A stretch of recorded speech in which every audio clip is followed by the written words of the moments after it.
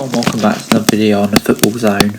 A bit of a different video today. Today I'm going to be previewing the Euro 2021. There's just 6 months to go until the tournament begins, and people will be debating over the coming month what the England squad should be for the Euro 2021. So I'm going to get a bit of an edge on everyone and do a video saying what mine would be. Starting off with the goalkeepers, and my starting goalkeeper would be Jordan Pickford.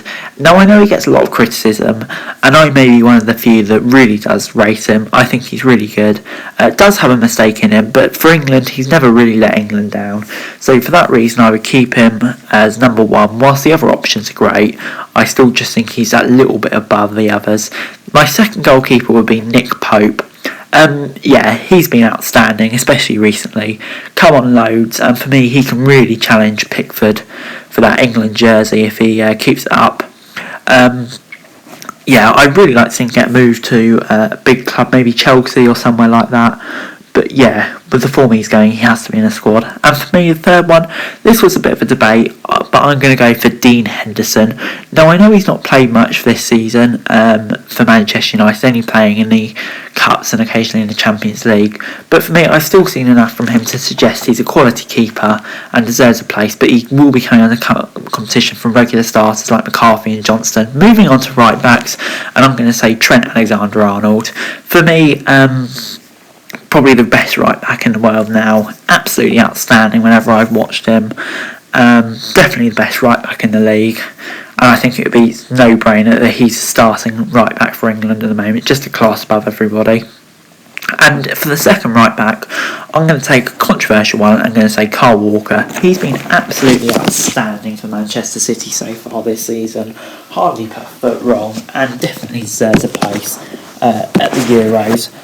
There is lots of competitions though. Reece James, Wan-Bissaka won't be far behind, but I picked Walker mainly because he can play centre-back too. Speaking of centre-backs, moving on to the centre-backs, and I'm going to start off with probably the best one of the lot, Harry Maguire. I know he gets a lot of flack, but for me, I really like him. I think he's one of the best out there. Aerial ability, but can also play on the ball as well. He seems to have a bit of everything, so yeah, he's definitely in my squad. John Stones would be another centre-back. At the beginning of the season, or even a few months ago, I don't think I would have had him in there.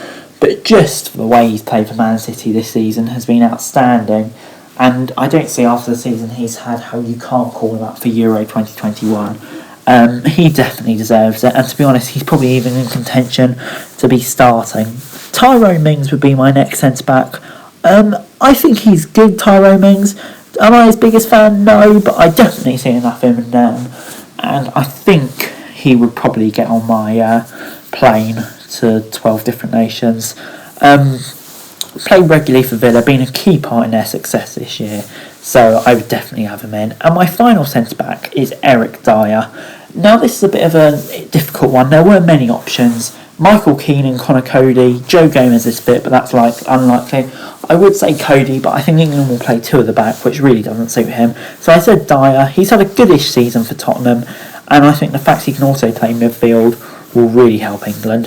Ben Chilwell would be my starting left back. He's not been in great form recently, which is a bit of a concern, but there's still 6 months to go to the Euro. So what's to say that he won't be in good form by the time the Euros come around? But for me, he is still above any other England left back, maybe one of England's weaker positions, but yeah, I'd say he's the best. My second left back would be Bukayo Saka. Now, I really like this guy, but I'm just not sure if he's a left back or not. But yeah, he'd definitely get in my squad, and I'd have him as second left back just for his versatility and all of that. But I'm sure he will have a lot of competition, and Chilwell to get in the squad from the likes of Luke Shaw, who's having an outstanding season. Moving on to midfielders now, and holding midfielders, starting off with Jordan Henderson. I mean, how can you not have this guy in? He's just brilliant. A leader, a captain, and on top of that, just a brilliant player on top. So it's an absolute no-brainer to have him in your squad for the Euros. The second defensive midfielder I would have is Declan Rice.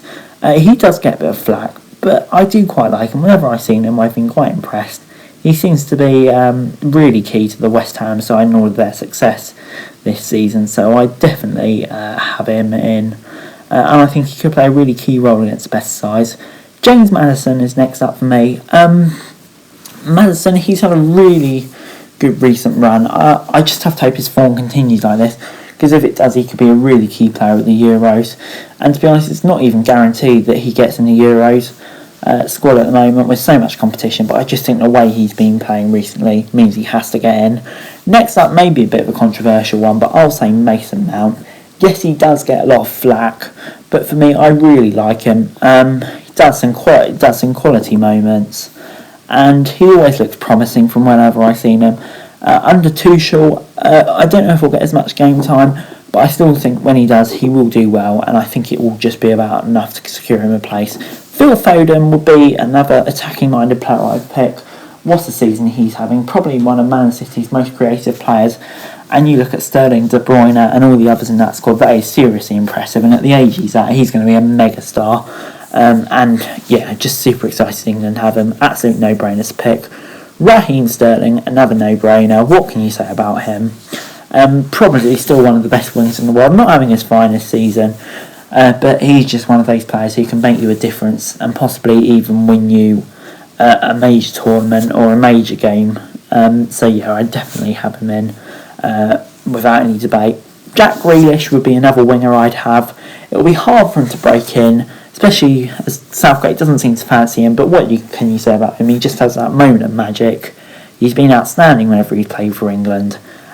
So yeah, you'd have to put him in, but it will, like I say, be really tough for him to get in the squad over the likes of Sterling, Sancho, Rashford, who I'm just about to talk about. Marcus Rashford, what can you say about him? He's just been outstanding recently for Manchester United. This and last season, he's really come on leaps and bounds and definitely deserves a place in the Euro squad. And it'll be interesting to see how he gets in the team, because this man, Jadon Sancho, another person, he's not had a greatest season, but I still think he's more than good enough to command a place on the plane. He's just been absolutely outstanding over the last few seasons, so a slight dip of form I don't think will affect his chances of getting into the Euro squad. It'll be interesting to see if he gets in the team over Rashford and Sterling, no.